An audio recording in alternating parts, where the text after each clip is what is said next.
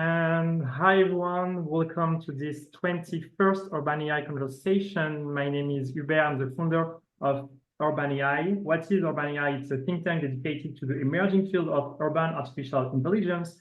And as part of this think tank, we are regularly organizing events such as this one, during which Urban AI members, friends can present their latest projects, research, or books, as it will be the case today. And for this last Urban AI conversation of the season, I have the great pleasure and honor of welcoming four amazing speakers, four amazing experts. First, Carlos Moreno, who is the scientific director of the chair ETI chair, and also the author of the 15-minute city, and a member of the Urban AI Scientific Committee, one of the very first support Urban AI. So thanks for this, Carlos, and thanks for being here with us today. We also have with us Caroline Goulard, who is the CEO of Modality, Ramon Gras Alomà, who is the CEO of Aretian, and Federico Fernandez, who is the CEO of Urbanly. Hi, Caroline. Hi, Federico. Hi, Ramon. Hi, Carlos. A pleasure. So regarding the format of this Urban AI conversation, it's special, this one, because as you can see, we have multiple experts. We will first have several discussions, presentations from our panel experts, from Carlos Moreno, then Caroline Goulard, then Ramon Gras Alomà, and lastly, Federico. And following this panel presentation, we will have a Q&A session with all of you. So if you have any questions, reactions, remarks, feel free to use the chat, and I will share it with the panel at the end of the presentations. Carlos, the floor is all yours to introduce this symposium dedicated to AI and the 15-minute city. Thank you so much, my dear Hubert. Congratulations for this nice event, in general, for your commitment for Urban AI. Hello, everybody. I will present in 15 minutes my research work and my latest book on the revolution of proximities, the power of proximities, known as the 15-minute city. The time is shortly. I will go directly for explaining this concept. In fact, I prefer evoke this concept of a happy proximity. The 15-minute city is a very popular concept worldwide, but when I proposed this concept, I evoke the 15-minute city for the high density areas and the 30-minute territory for the medium and low density areas. In reality, the number of minutes is not important. We wanted to give a priority for defining a new urban lifestyle, a new territorial lifestyle, for transforming radically our daily, not only lifestyle, work style, our behavior in face with our challenges in this 21st century. My new book in English, The 15-Minute City, A Solution to Saving Our Time and Our Planet, is a best effort for explaining the concept of the 15-minute city, the emergence of this concept, and today a worldwide tour for explaining the trajectory for its implementation.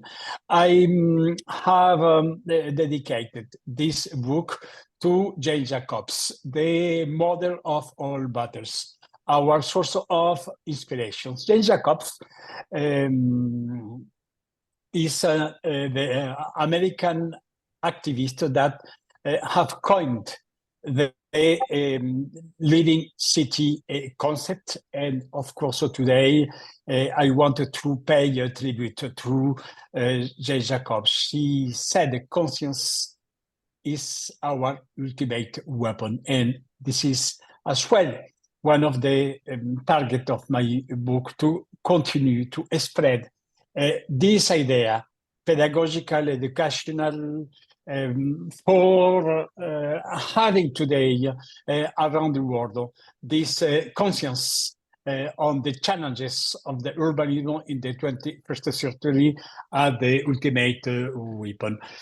The 50-minute city, the 30-minute territory, this happy polycentric proximity is related to this outstanding worldwide process of urbanizations and the global threats, the climate change was the spark for proposing this concept around the world. Today, the climate change has a systemic impact in our cities, in our territories. Climate change is not only a question of a rise of temperatures. This is as well loss of biodiversity, the scarcity of water, air pollution, water drought. The urbanization and its systemic impact are totally related to our urban life. Cities are at the heart of the problem and have the key of the solutions. I said in the USA in the last week that we need to be aware of the economical impact for the usual business of climate change. My colleagues of the Potsdam Research Institute for Climate Impact in the Nature Review in April 17, a few days, explained that the yearly economical impact of damages by climate change is $13.8 trillion. And the reduction of the turnover for the usual business is the 19%. This is today a reality. The hurricane in New Orleans, the hurricane in Mexico, more than $3 billion for rebuilding recently Acapulco. In Dubai today, almost $1 billion in damages in infrastructures. This is our reality today. The indirect cost in Dubai, $22 billion just for building a new sewerage system in this city. In reality, with the 50-minute city, with the 30-minute territory, with the happy proximity, we wanted to answer this essential question: in what kind of city do we want to live in today? We need to change radically our lifestyle for escaping to 9 decades of this massification of cars. We have accepted for 9 decades to shape our cities focused by 3 different materials elements: oil, cement, concrete, and the metal for cars. We have accepted to continue to live with the paradigm of the Athens chart in 1933, led by Le Corbusier, with this lifestyle based on more and more infrastructures dedicated to the individual cars. We have accepted the zonification, segmentation, segregations in the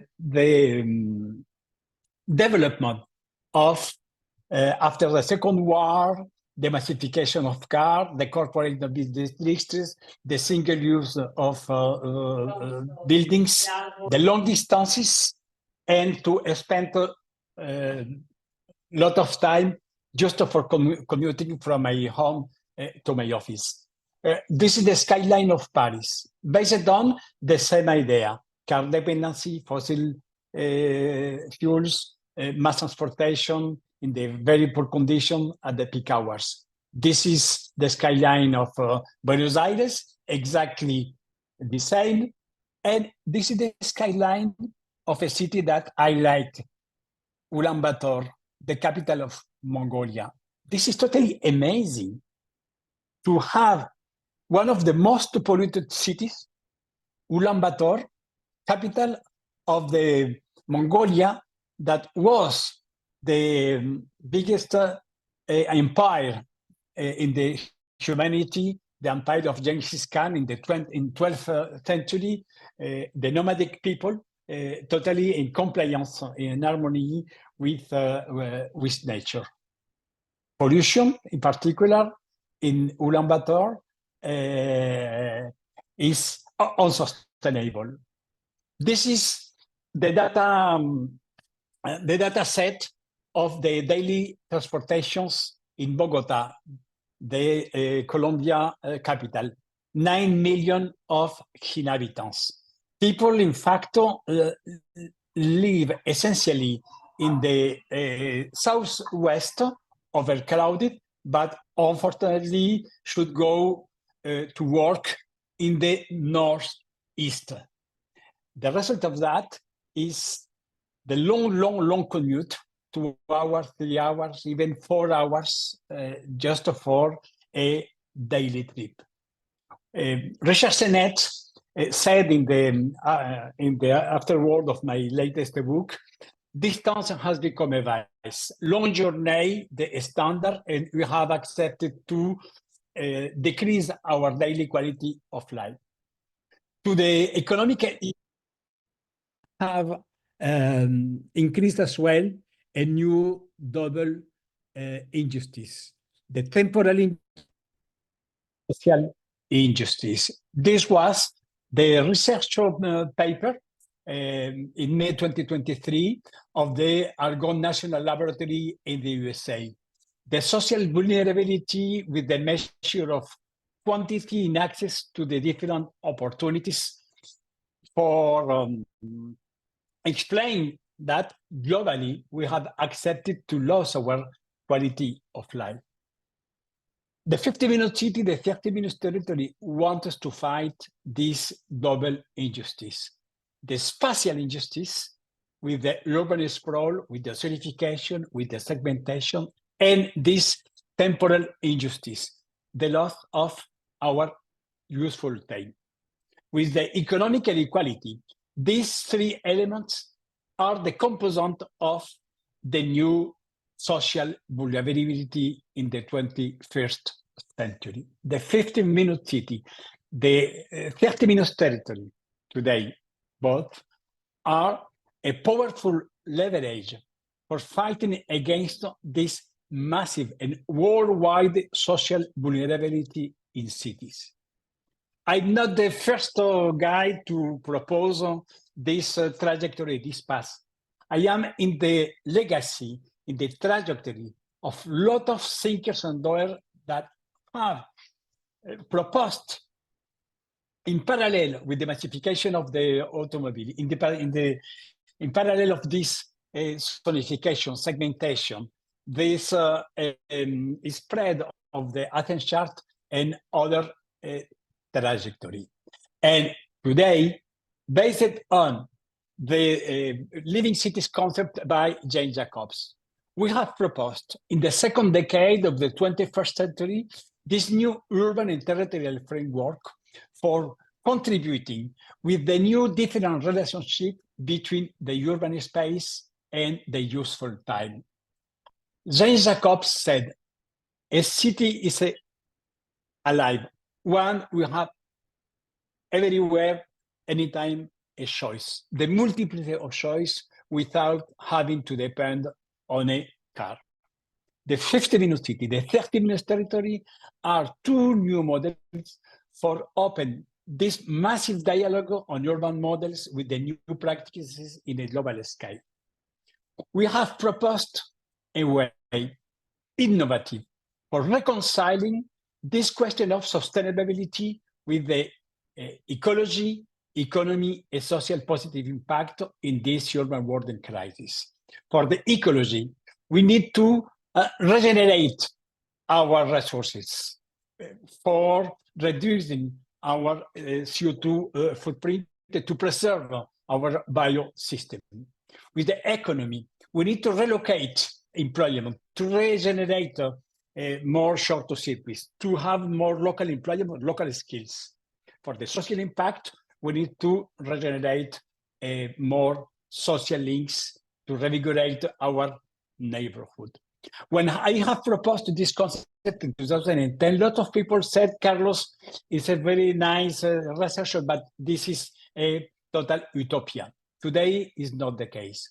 I have proposed this model based on the social circularity. This is not the circular economy. I have proposed an ontology. The ontology was, in reality, is my specialty.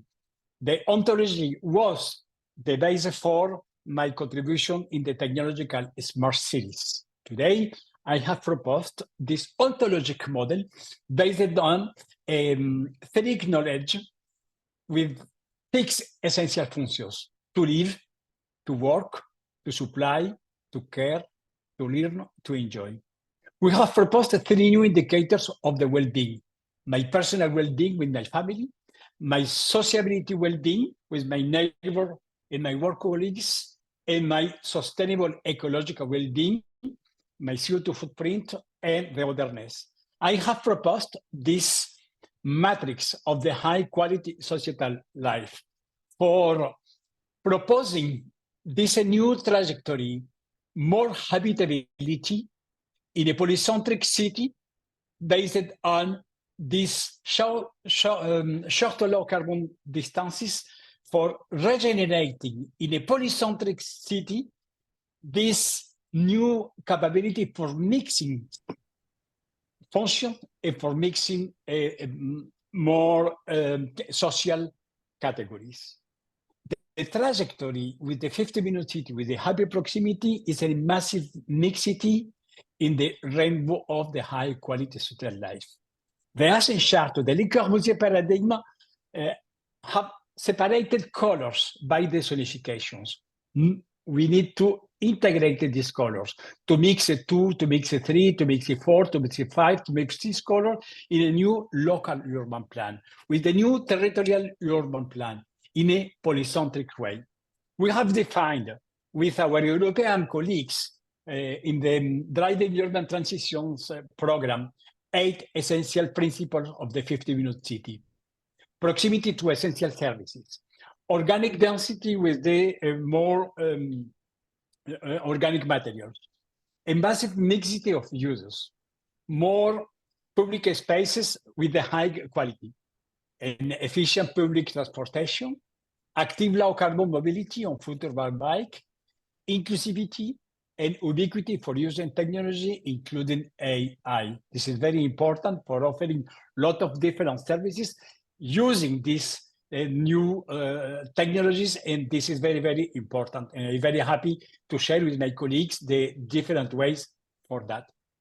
The 50-minute city, with the main institution and organization of mayors, C40 cities, UN Habitat, UCLG, is in a way for developing this urban and territorial proximity, for reconciling sustainability and quality of life, for developing this awareness path for living differently.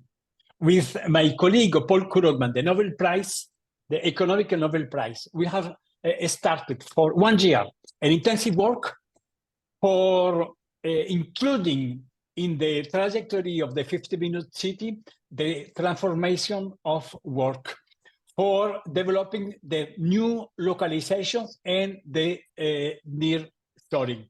This is today a very important insight in our new developers. The 50-minute city is 3 different convergent elements: a new model for reducing our carbon footprint, to create more social interactions, and to develop a new urban economic model. This element is today at the heart of the new development, with Paul Krugman, awarded by the new economic geography, with the Nobel Prize Professor Yunus, with the word of 000, zero carbon, zero poverty, zero exclusion. We have proposed today with the happy proximity, X-minute city, because we have a lot of different nicknames, 10-minute city, 5-minute city, 20 minutes territory, etc. We want to propose to reinvent with the happy proximity the new economical geography of sustainable proximity. In a few weeks, we will publish a common paper for explaining this way. We wanted to build this new territorial narrative, this new business model for redefining more local services at the core of the quality of life. We have proposed a complete methodology for this implementation in a quantitative way, in a qualitative way.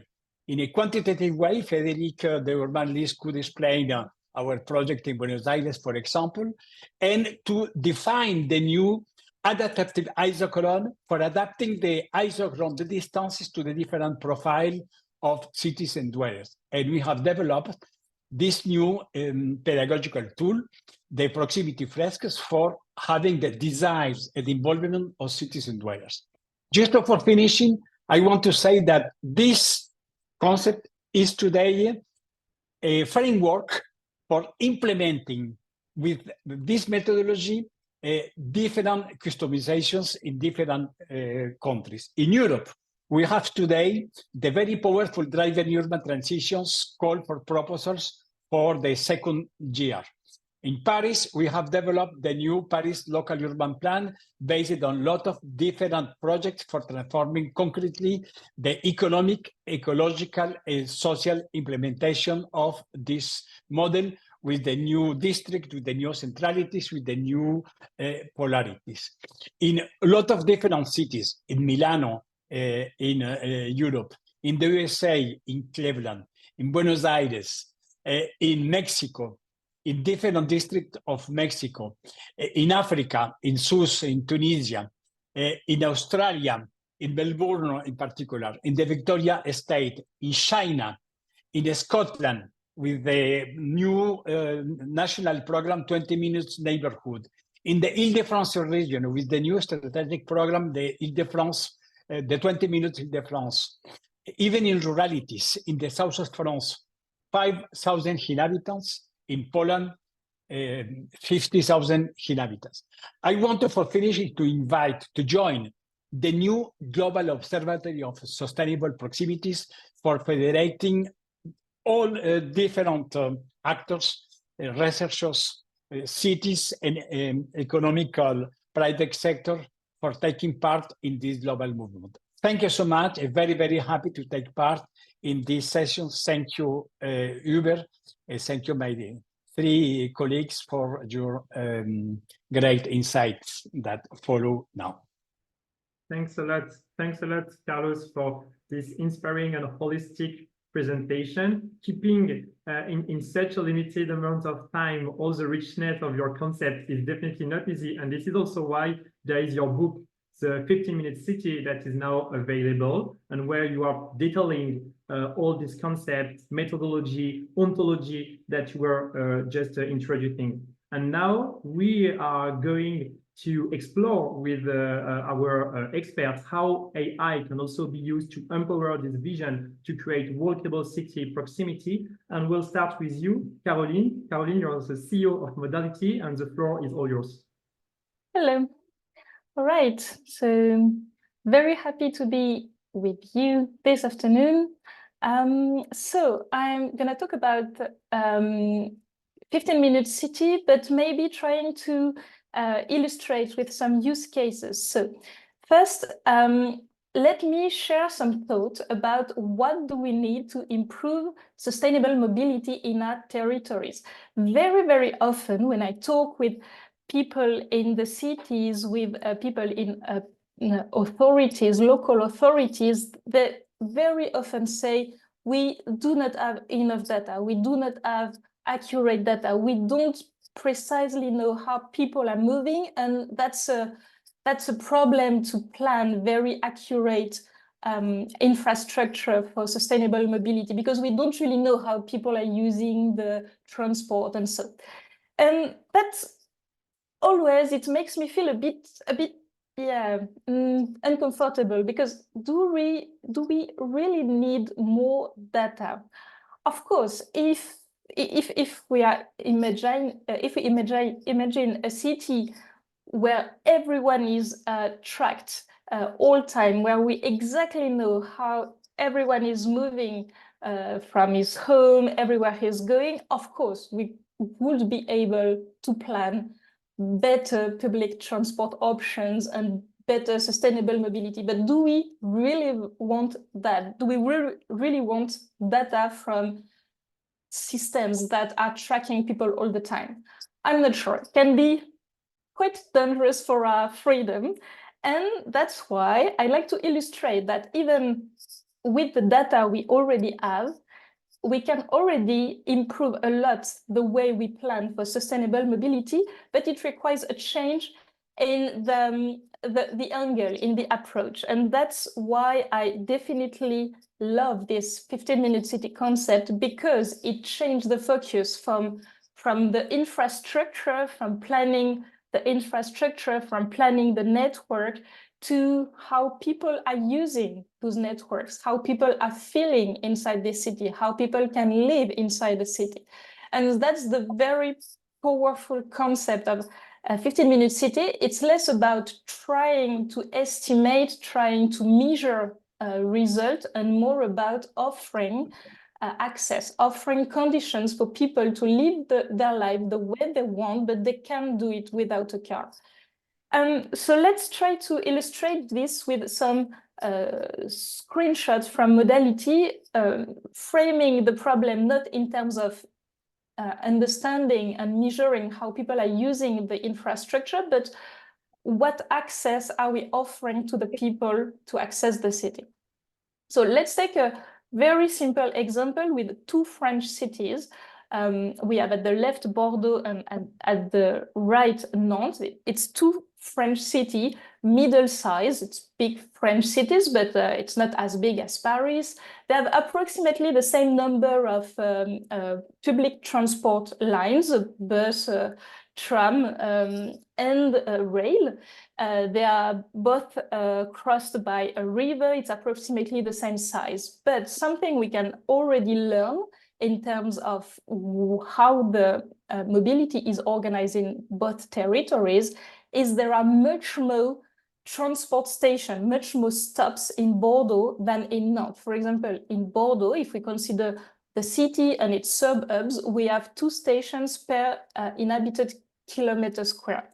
And in Nantes, it's less than 1. So that already tells us something about how you can move inside the cities. But let's go a bit deeper, looking at this indicator, which is how long should you walk to find a public transport station? So we are able to visualize this inside the Modality tool for a very good resolution in a small grid about 500 meters.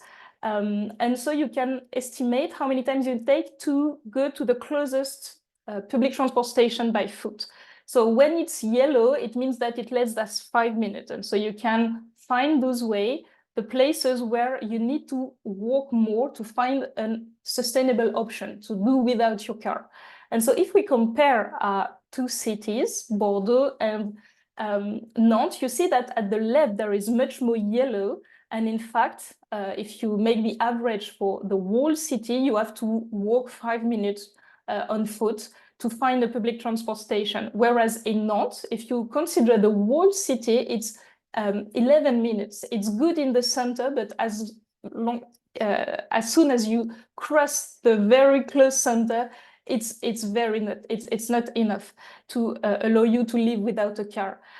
So you can focus, for example, with a filter, you can focus on how many people cannot access to a public transport network in 5 minutes, so in 10 minutes. So in Nantes, it's only 9% of the population who cannot access public transport network. And in Bordeaux. In Nantes, it's close to 30%.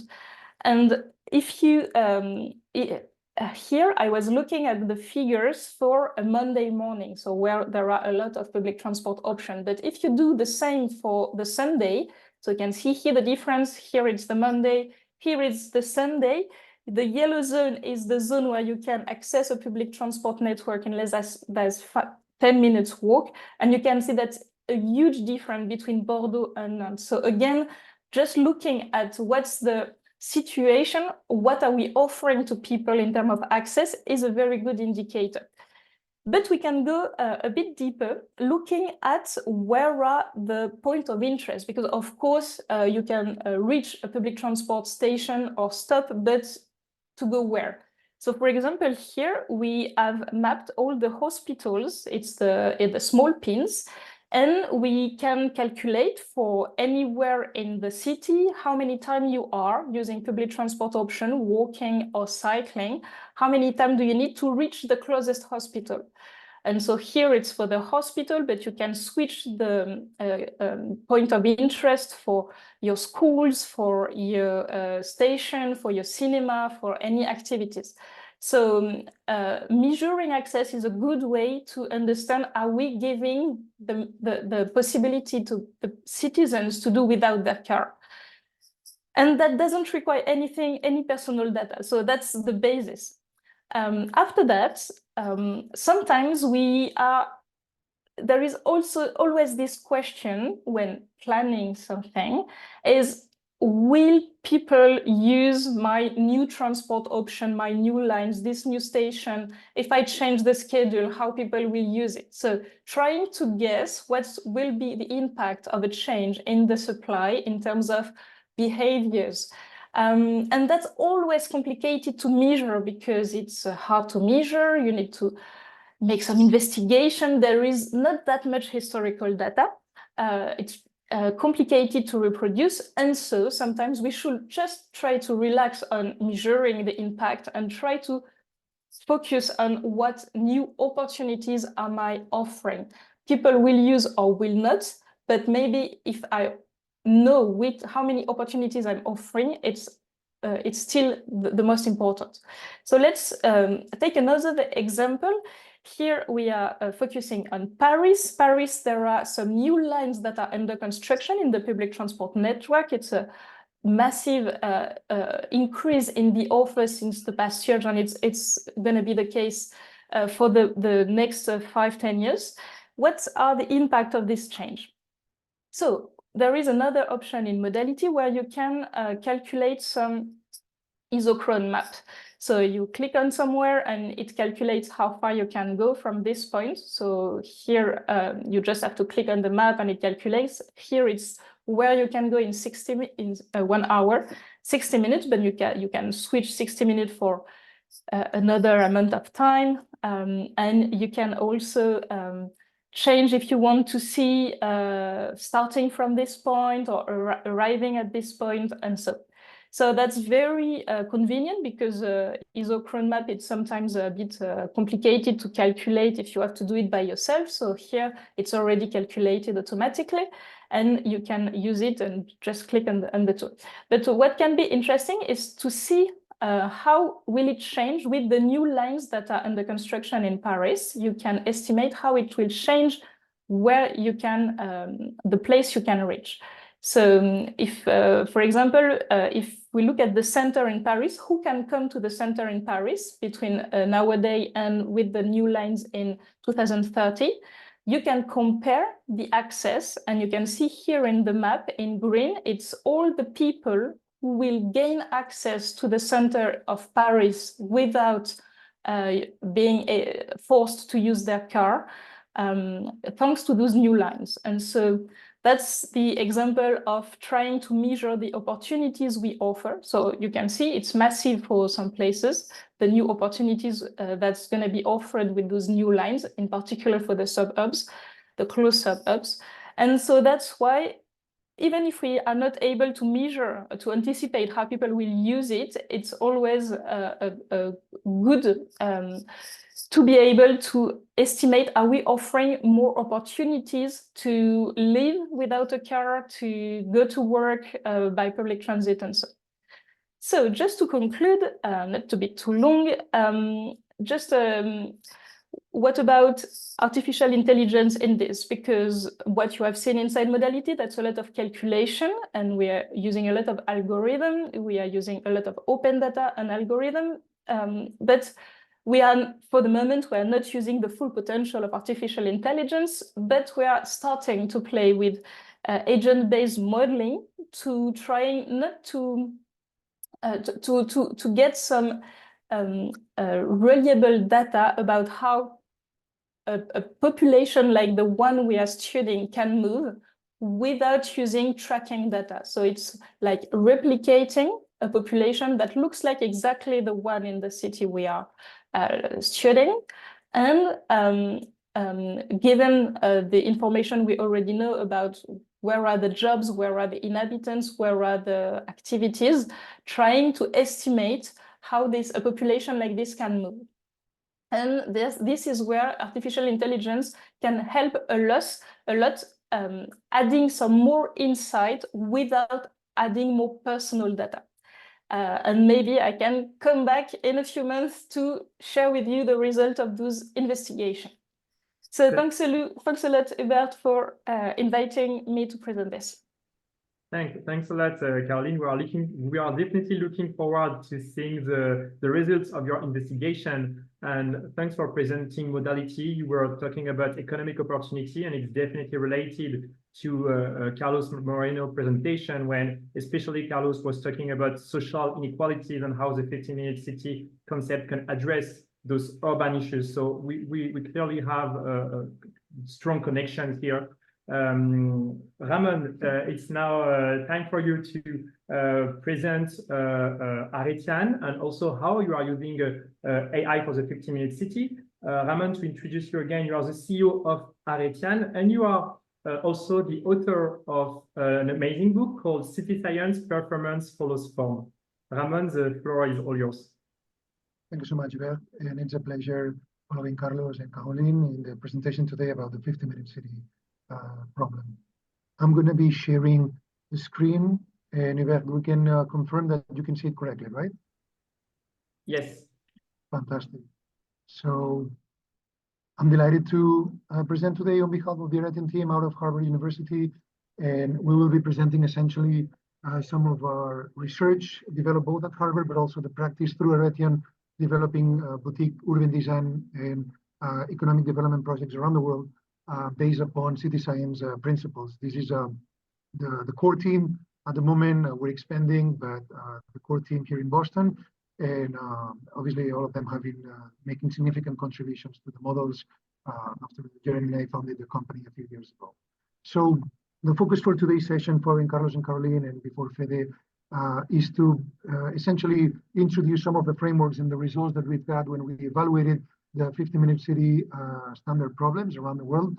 And as Yvette was mentioning a moment ago, in the book that we published recently, City Science: Performance Follows Form, in New York through Actar, the publishing firm, we evaluated 100 cities globally, 100 global cities, all continents, the Americas, North, Central, and South, Europe, Africa, the Middle East, Asia, everywhere. And we have countries and cities, megalopolis, large cities, medium cities, to represent the results of our analysis, right? So one of the key components that we evaluated, it's not the only one, obviously, but in our research, but also in our practice, has been to what extent we can increase the quality of life of citizens around the world by means of urban design and zoning strategies and economic development, and specifically with respect to the 50-minute cities. So the problem we evaluated was essentially, what can we learn from evaluating these cities around the world, and to extract three main types of inputs. First, analytical methodology to evaluate the 50-minute city standard problem.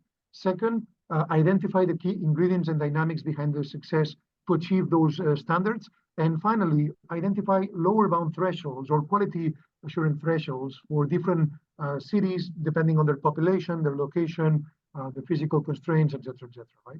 So we've been creating our city digital twin. This is a work in progress version. We will be mostly complete by October this year, in a few months. And this is one of the cities that we're modeling. We're modeling different cities using the city digital twin. And that allows us essentially to recreate in a three-dimensional manner any city, the physical infrastructure, but also the human activity, the economic activity, et cetera, right? The mobility and logistics. So in this area, for example, let's say we take Barcelona with 5.2 million and 160 municipalities. What we can do is decompose the territory into smaller sub-municipal units, and then proceed to evaluate the topological features of the urban network, the bidimensional features, have the juxtaposition of the morphological three-dimensional features of the architectural spaces, and then also on top of the combination of the topological and morphological features, evaluate the geospatial distribution of amenities through the territory, right? Whereas it's in sustenance, restaurants and cafeterias, education from kindergarten to advanced research, also healthcare from primary care to clinics and advanced research hospitals, shopping, commerce, retail, culture and leisure, et cetera, right? So we can evaluate for the metropolitan region, for the metropolitan area, and also for the city itself by category, and then understand what are the combination of ingredients that facilitate being able to achieve within a walkable distance or biking in 15 or 20 minutes the critical services for a given population, right? And then we can map the heat map of the result of that distribution of amenities through the territory, right? And what we've seen is that there are three main strategies that really contribute a lot to increase the accessibility to amenities and urban transit or public transportation mobility. And one of them is essentially related with density. Density really helps a lot. Medium, high levels of density, the compact city, and we can measure what's the optimal level of density for any given city, depending on the population, for example, right? A second component is related with urban design excellence, and specifically very high levels of city form fractality or self-similarity and intermediate levels of entropy really increase dramatically the access to services and amenities. And finally, we should also mention that the geospatial distribution of services in tiers in a self-similar way, tier 1, tier 2, tier 3, tier 4, tier 5, also contributes dramatically, right? So what we've seen is that every time we double density, we observe a 19% superlinear increase in access to amenities. And in terms of the urban design excellence, every time we double self-similarity or fractality, we attain 31 or 32% of increased level of amenities per area. So those two components, medium high level of density and very high level of fractality or self-similarity, really contributes a lot. For example, if we decompose Barcelona into 70 plus neighborhoods, we see that the neighborhoods that present a very high level of fractality, they present a much higher access to amenities per area, right? Also, that correlates very highly with urbanization efficiency. So facilitating human interaction, social interaction. So the best design areas in Barcelona are more than 6 times more better designed than the worst design areas in terms of morphological excellence. This is very relevant because then we can really introduce high fractality, medium entropy, high betweenness as part of the topological, morphological, and urban design and architectural design consideration. So when we compare those neighborhoods with a broader set of 100 cities around the world, we still see that there's this very, very high correlation in the log-log scale between urban design excellence and access to amenities as well as urbanization efficiency, right?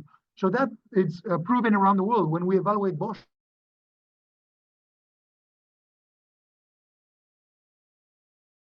amenities correlates dramatically with the areas that people perceive as more desirable. That happens the same in Stockholm, in Sweden. We observe a similar dynamic in Amsterdam, in the Netherlands. And interestingly enough, when we evaluate the 50-minute city standards in the Netherlands, for example, in terms of the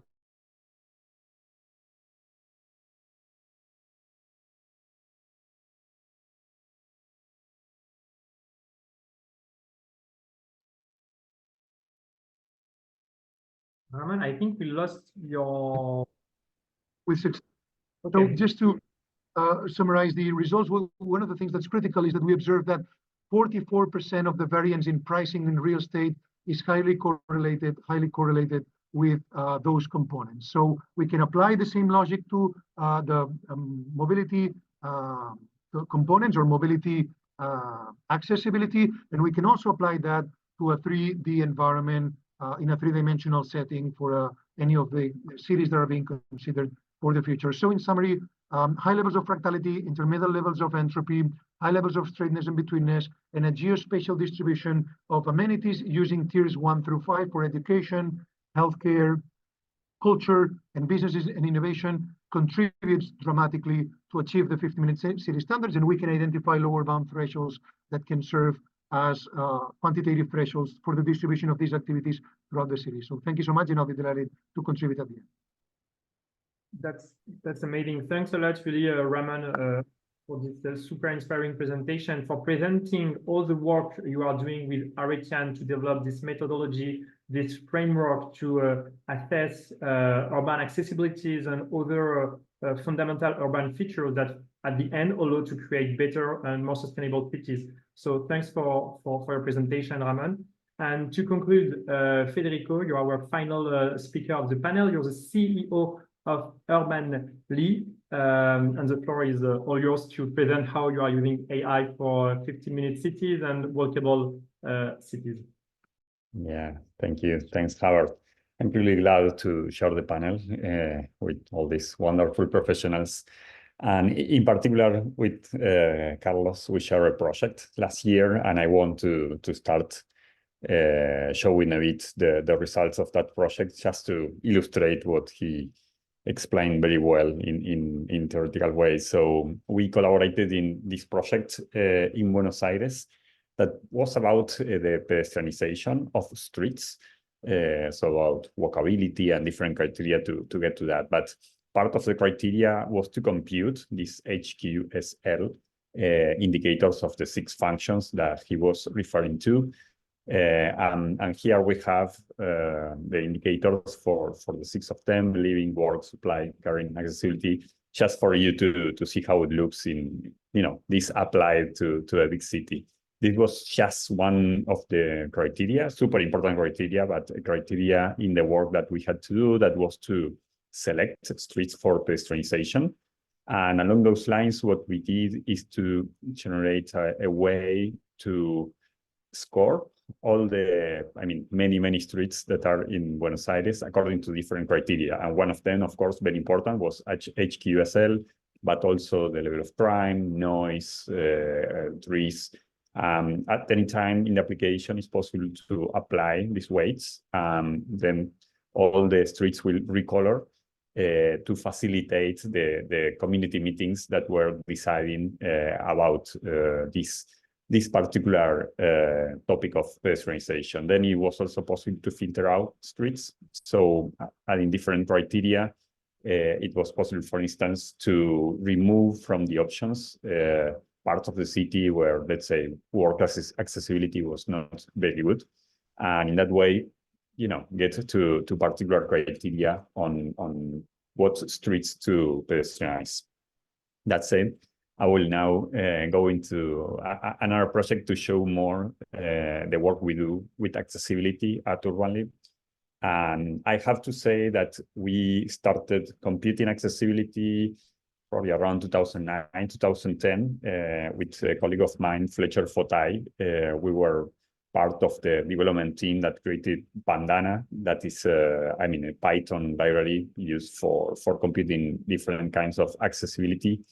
And recently, when we started Urbanly, we generated another new engine that mostly focuses on dynamic change in accessibility, because our view from accessibility came from land use simulation models. We tried to simulate cities in a way to understand growth, how the city will evolve using agent-based models. And we started that work. I was very lucky to work with Professor Paul Waddell, that is the author of Urban Sim. He has been the head of planning in UC Berkeley for a long time. I come from a computer science background, but at that point we team up with Paul Waddell and kept working and trying to push the state of the art in this model. So basically, for land use simulation modeling, at some point you need to place households, to locate households in a city. From our perspective, was super important to take into account accessibility for doing that. The same criteria was shared with the ITDP, that is an International Transportation Institute, that called us to work in Rio de Janeiro in this particular project that is about social housing and where to locate that.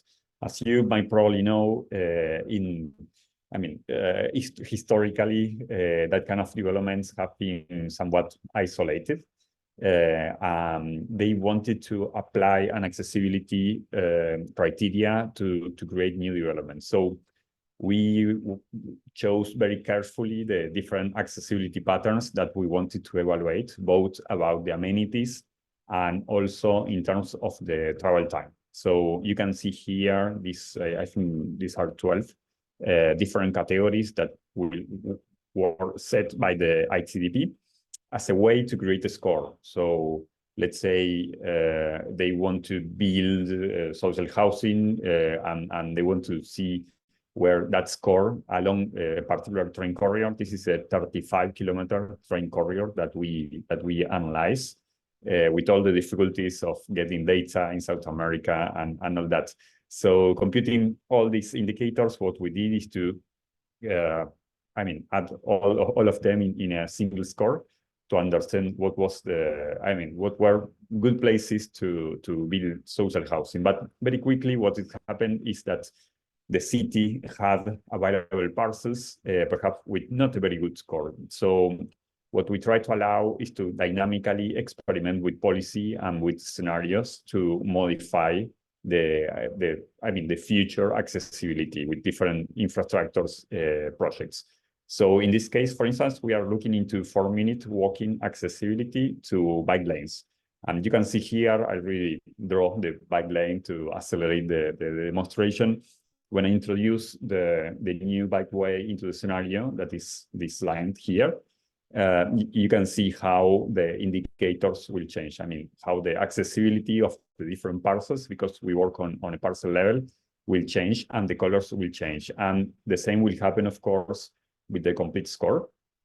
The complete score will also, react to this new project that we are introducing. So you can see how the colors will change. Let me show you one more thing that comes from another project. We did simulation for affordable housing in West Oakland in California. We were analyzing densification and how a project from the train operator will affect the densification of the area. So again, we introduce all the public transportation, the railways, the buses, and then we compute accessibility for many different amenities. I mean, 5 categories this time.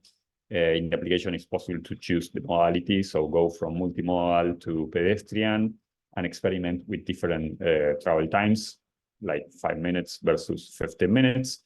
And in the legend, you can see how many residents are in each accessibility bucket. And of course, this will change as you change the different indicators. But besides that, and connected with the 15 minutes concept, what we did then is to create what we call like a 15-minute optimizator. That is an algorithm to suggest new urban equipment that should be added to the area to guarantee 15-minute access from every parcel. In this case, we are looking into accessibility to health services. The icons that are glowing are the ones that this algorithm is suggesting to add to, again, improve the accessibility. It's also possible in the application to analyze reachability, like, click on a particular parcel and see, what is reachable in different modalities. And well, the idea is to, keep using accessibility to explore simulation of cities and land use simulation with agents in general. Thanks again for the opportunity for the presentation, and thanks. Thanks a lot, Federico, for your presentation, for sharing actually how you are using different technologies and different AI. This is also what you presented in your latest contributions for Urban AI that I put in the chat. How those technologies can enhance this vision. Carlos, we are now back to you. You saw all those presentations, all those innovations as the inventor of the 15-minute city concept. What do these inspire you, and how do you envision the role of AI in the 15-minute city? Thank you, Hubert. Thank you to Carolina, Ramon, and Federico for their amazing, stunning presentation. I am totally convinced that we have today, with the new technologies, with the digital tools, with the artificial intelligence, the great perspective for improving the quality of life of citizen dwellers. I think that this kind of presentation of algorithm time simulations are the powerful tools for improving urban planners, for taking decisions, for building, in particular, more livable cities with the roadmaps. I wanted just to insist on only one today. With the digital technologies, with mathematics, algorithm, we have this capability for managing isochrones, for managing pathway trajectories and equipment and services. And 2 weeks ago in Italy, in the Politecnica of Milano, I discovered an implementation with a great interface with ChatGPT, with the new generative AI. I wanted to suggest to my colleague to continue to explore, of course, these technologies for developing these powerful tools, but I think that we need to connect with the generative AI for opening the new perspective. In particular, for collecting more informations, the generative AI is available to collect the very significant quantity and quality of informations. And we could, at the same time, to offer the new interfaces by voices, by video. We need to develop more insights to compare with the images, with the pictures, for having these different comments. We need for that to develop the new capabilities, in particular for training the generative AI, because the secret is to train the generative AI. I think that for the next times, this convergence between the powerful algorithms, isochrones, adaptive algorithms, real-time implementations, outstanding visualizations, with the convergence with the generative AI, offer an incredible, amazing new sources of application for our cities. And the last point, we need to implement the pedagogic tools for generating the social acceptability of these transformations. By capability is amazing. To reduce the role of car is amazing. But at the same time, we have a strong resistance of citizen dwellers based on the former and traditional mobility based on, for example, to own a car. This kind of tools will lead as well to develop in the way for generating more social acceptability. This is the case of the new creative workshop for fostering people to take part in the concrete actions for explaining desires, for moving people towards this new kind of livability in cities. Thanks a lot, Carlos, for sharing those fascinating perspectives on the convergence of AI also. And maybe just before opening the Q&A session, because you really asked multiple fascinating questions, Ramon, Caroline, Federico, because I saw that you were reacting when Carlos was sharing his view. Maybe you also want to react and say something on what Carlos just shared. if I can add something very briefly there, I would say that what Carlos says is very accurate in the sense that there may be a partial opposition by part of the population because of the strong legacy, right, and the inertia.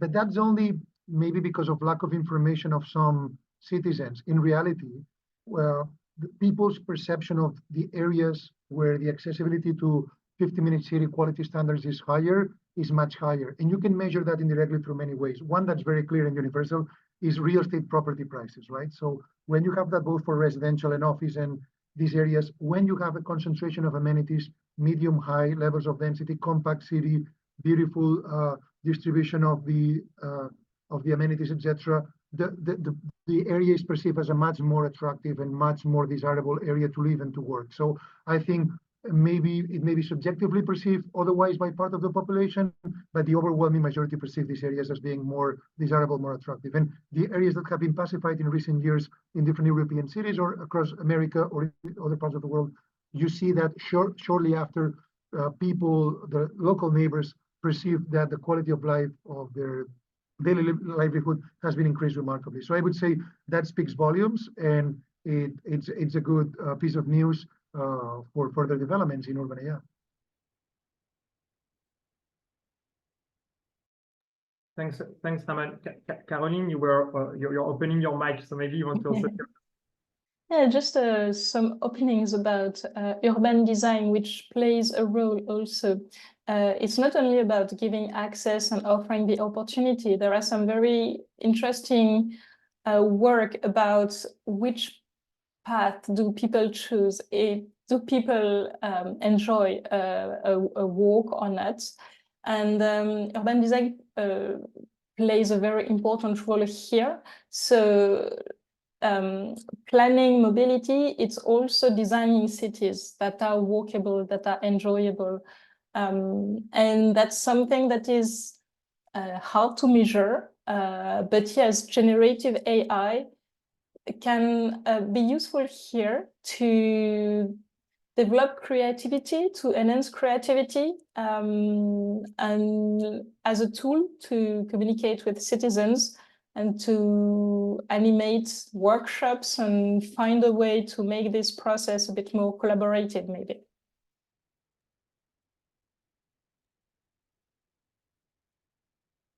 Just a quick note on our experiments with AI. Part of the trick is using that internally, not facing the community. I mean, in the sense to use that for our internal projections. And we have been doing some experiments on that, also finding limitations. The other thing, besides agreeing to what Carlos, Ramon, and Kathleen have said, I think what is important to understand is the gap in training and knowledge between the city staff and municipalities and the state of the art in technology. So I think we need to do very hard work on closing that gap in many ways to facilitate the use of these tools to the city staff. Thanks for that, Federico. We already have some questions that are popping in the chat. Just before, I will use my privilege of moderator to ask you all the questions. Carlos, like in your presentation, you were like talking about Jane Jacob. You were talking about the importance of participatory design. What you were also referring to, Caroline and Federico. How do we bring to life visions such as the 15-minute city? Meaning, how do we bring people on this concept? How can we make sure that, so it's true for the 15-minute city, but also maybe for a technology or for urban simulation, how those tools, do we make them usable for people, basically? Maybe Carlos, if you want to answer first. Yes, shortly for fostering other comments. This is a very, very good question. It's a very, very good comment, Uber. We need, in fact, we have developed our methodology for implementing the happy proximity X-minute city or X-minute territory in two ways. The first one, the quantitative analysis with this kind of algorithm, simulation, digitalization, isochron, adaptative, etc. This is one important point. But the second point is how could we involve citizen dwellers? How could develop with neighbors the new ideas? How could develop the social acceptability? For that, we need another kind of tools. This was the sense for creating the proximity fresque. The proximity fresque is a pedagogic tool for inspiring people with the concrete materials in order to imagine the different challenges in the real life, for having the different profiles with the real habitants, for imagining the concrete daily life today, and to invite people to propose in this creative workshop different ways and to compare, for example, with the sensitive work for going in our district or in another district, and to have these three levels: the digitalization, simulation, the new ways, the discussion with the other citizen dwellers, other inhabitants with the creative fresque, and after to be in the streets, to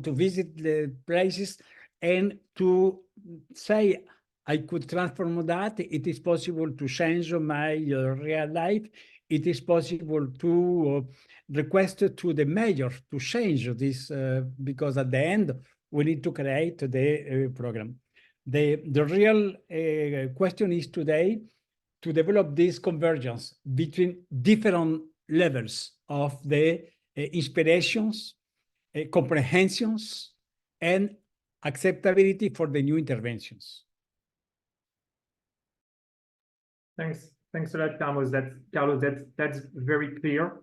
Ramon, Federico, Caroline, maybe do you want to share additional perspectives? Because we also have reaction on this specific topic in the chat. So yeah, Ramon, yeah. Just very briefly mention that in that line, I think that obviously our domain of knowledge has been developed in recent years and is still in its infancy in many respects. But I think that the progress and the achievements and the remarkable knowledge, especially acquired in the last, I would say, 5 to 7 years, where the knowledge about those problems has been increasing dramatically. We're starting to see the application of this new knowledge and the urban development projects that embed these principles in a systematic manner, right? So I think the specific case studies that consider as part of their core design components these new principles will speak by themselves, and I think that the public will speak accordingly. So I think just sometimes facta non verbum, so that the facts speak by themselves, and I think that all these different groups, both in research and in practice, that are contributing to this wealth of knowledge will provide massive yields, especially for this century of cities. Thanks, Ramon. We have actually in the chat a provocative question from Giacomo Biraghi. Giacomo, do you want to directly ask your question? Can you open your mic, or should I ask? If you can ask it, because I'm driving. Sorry. Thank you. Okay. Driving while you are asking this question on car is quite fun. So Giacomo, to present you, you are the director of an amazing festival called the Utopian Hours, and actually you have your next edition in Milan next week. And so your question is, I think that the last tech tools we tried in cities in the last decade, like mobility sharing or mass, were super ineffective at the end. I doubt that AI will serve better. I really don't see any powerful tech yet that can change radically our mobility and accessibility in cities the way the car did. Am I wrong? Just to start a beginning of answer, but I think the solution is not the tech. The tech is just the tool. The important way is how we plan. We can plan without any algorithm or AI, and we'll do less, or we can use AI or tools to improve the way we plan. It's just we will go further and faster, but the importance is how we plan. And I think the problem is in the past decade is two problems. The first one is the silos. So every transport mode is planned in silos. So train in a silo, bus in a silo. Cycling was not even considered as a transport mode before the COVID crisis, and it's not communicating. And so the intermodality is not really planned. And the second problem is an approach that is focused on the network and the engineer side and not on the use and the citizen side. It's funny to see that the KPIs used in the mobility field are mostly how many kilometers of network, how many kilometers we have traveled with our vehicles, and not that much how many times we cut to people's daily life in car, for example. So it's never the solution, it's just a tool like any other tool. And we should look at, if it doesn't work for the past decade, it's because we did not plan with the right objective in mind or the right angle in mind. So AI as a tool to empower vision and hopefully also help create more walkable cities. Carlos, do you want to add something? Because you fiercely fought against car-centric cities, especially through the 15-minute city concept. Is there anything you want to add on this? Yes, it is very important to underline that the 15-minute city is not a new urban traffic plan. This is so important because in reality, with this kind of outstanding technological tools, we need to identify, in reality, a new trajectory for urban planners, for designing cities, in order to improve the quality of life. We have this ambiguous situation when we wanted to highlight, for example, walkability, bikeability in cities, without to take account in the improvement of the quality of life, what are the different global KPIs, indicators for transforming concretely our daily life as users of the city. I think that the deal is not to change radically mobility and accessibility by the use of these digital tools. The digital tools are the powerful allies for understanding better our city, for showing to the technical people of cities, to mayors, to deputy mayors, etc. But we need as well to develop this in a word of place-making. The place-making, the Fred Kent movement, the public spaces movement is the concrete implementation of this kind of new real configurations. We need to have in permanence this double movement, the powerful tools for keeping in mind what are the impact of this transformation, and at the same time, in parallel, to develop a concrete urban policy based on this placemaking, temporary urbanism, tactical urbanism, urban acupuncture, and others for transforming, for developing this social acceptability, and for at the end to show that this is totally possible to transform the quality of life. The 15-minute city, the 30-minute territory is a radical improvement of the quality of life. And this is not only a question of less and more this kind of mobility. I think that the better example today in cities is the Utrecht. Utrecht is the more iconic bikeable city. The railway station of Utrecht is not a railway station. It's a bike station, massive bike station, 300,000 bikes daily with some train. The problem in Utrecht is today the massive mobility by bike, because in the peak hours, we have the amazing bike jams. It is impossible to use a bike between 7 a.m. until 9 a.m.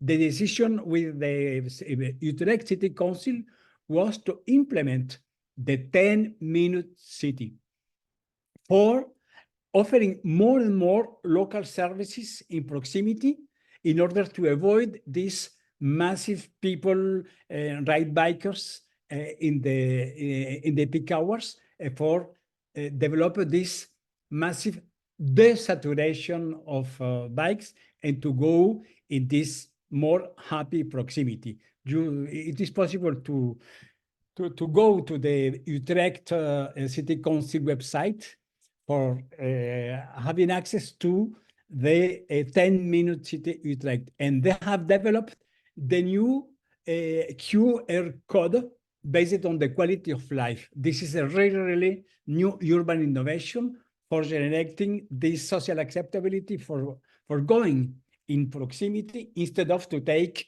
a bike automatically.